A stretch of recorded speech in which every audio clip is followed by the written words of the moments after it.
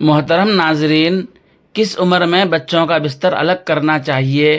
کب بہن کو بھائی کے بستر سے الگ بستر میں سلانا چاہیے اور بھائی کو بہن کے بستر سے الگ سلانا چاہیے؟ اسی طرح والدین کے بستر سے کب بچوں کو علیحدہ سلانا چاہیے؟ کیا شریعت میں اس کی کوئی حد متعین ہے؟ کیا فرماتے ہیں اس سلسلے میں علماء کرام اور مفتیان اعظام؟ آج کی اس ویڈیو میں ہم اس سلسلے میں 2 فتوے دیکھیں گے، ایک مادر علمی دارالعلوم دیوبند کا اور ایک علامہ یوسف بن نوری ٹاون کا۔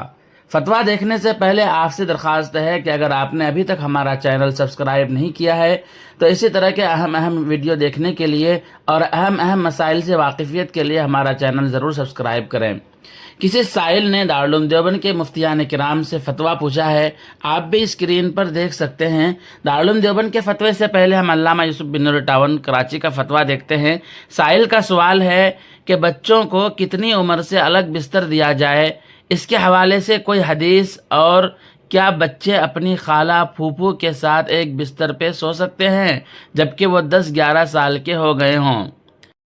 علامہ نے جواب دیا ہے، حدیث شریف میں آتا ہے، مصنف ابن ابی شیبہ میں مذکور ہے، ان عمرو بن شعب عن ابیہ عن جدہ قال النبی صلی اللہ علیہ وسلم مروا صبیانکم بالصلاة اذا بلغوا 7 واضربوہم علیہا اذا بلغوا 10 وفرقوا بینہم فی المضاجع، یعنی 7 سال کی عمر میں اپنے بچے کو نماز کا حکم دو اور 10 سال کی عمر میں نماز نہ پڑھنے پر پٹائی کرو اور ان کے بستر بھی علیحدہ کر دو۔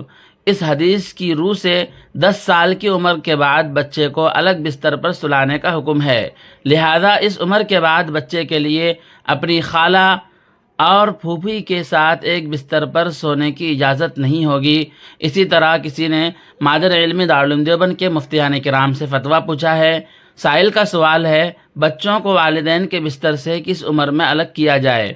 مفتیان کرام نے جواب دیا ہے، بسم اللہ الرحمن الرحیم، حدیث پاک میں ارشاد ہے، جب بچے سیانے ہو جائیں ان کے بستر الگ کر دو، اور عام طور سے بچے 10 سال تک سیانے ہو جاتے ہیں۔ اس کے بعد اسی حدیث کا تذکرہ ہے یہاں پر۔ واللہ تعالی عالم۔ دارالفتہ دارالعلوم دیوبند۔ دوستو، پھر ملتے ہیں جلد ہی کسی نئی ویڈیو